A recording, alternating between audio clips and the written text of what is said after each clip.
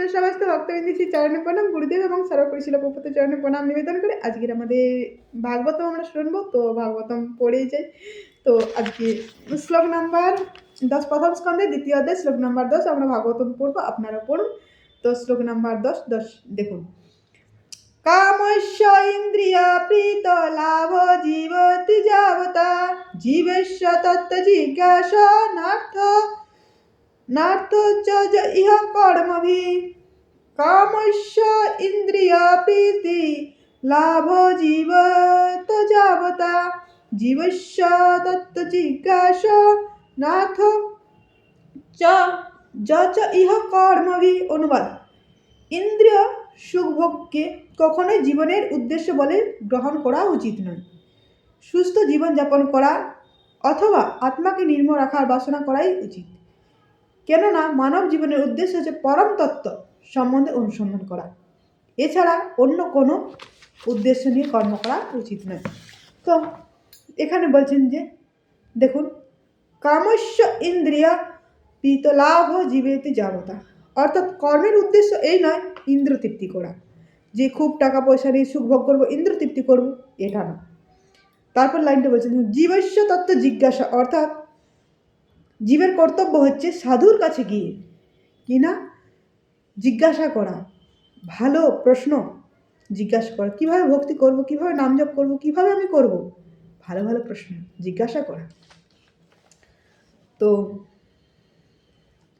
এর আগে বলা হলো যে আমি যে ভক্তি করছি সেটা বুঝবো কি করে, সেটার কি কোনো মিটার আছে?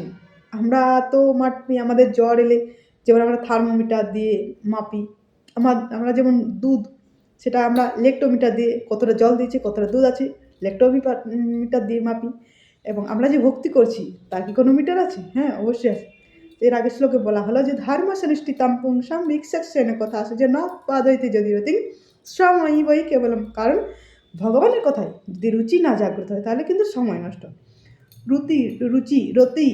রতি না হয় তো কেউ কেউ বলে রতি অত সকল আমরা জানি না, আমরা শুধু জাস্ট ঠাকুরকে ডাকবো। কেউ কেউ আবার একটা করে গানেও বলে যে ঠাকুর দেখা দাও নইলে টঙ্কা দাও, দেখা দাও না টঙ্কা দাও, যে কোনো একটা। তো এরকম অনেক বল। তো না, দেখুন এখানে কি বলছেন যে জীবের উদ্দেশ্য কি না, তাকে সাধুর কাছে কি প্রশ্ন করতে হবে, জিজ্ঞাসা করতে হবে, ভালো ভালো প্রশ্ন করতে হবে এবং ভগবানের কথায় রুচি জাগ্রত হবে, ভগবানের কথা শুনতে হবে। তো খুব সুন্দর আলোচনা এই কয়টা শ্লোকে। প্রথম শ্লোকে 6 নম্বর শ্লোকে পরম ধর্ম কি এবং সেই পরম ধর্ম করলে কি হবে না, দ্বিতীয় 7 নম্বর শ্লোকে 6 নম্বর শ্লোকে বললো পরম ধর্ম কি, তারপর 6 নম্বর শ্লোকে বললো, 7 নম্বর শ্লোকে বললো যে এই পরম ধর্ম করলে কি হবে না, জ্ঞান বৈরাগ্য অটোমেটিক আসবে। তারপরে বললো এই পরম ধর্ম করছি কি না তার প্রমাণ 8 নম্বর শ্লোকে। তারপরে 9 নম্বর শ্লোকে যে প্রমাণ হচ্ছে এটাই যদি ভগবানের কথায় রুচি না জাগ্রত হয়। আর 9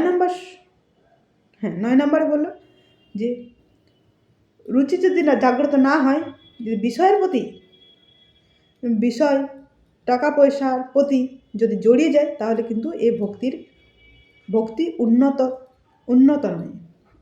নয়, ভক্তি উন্নতি হচ্ছে না।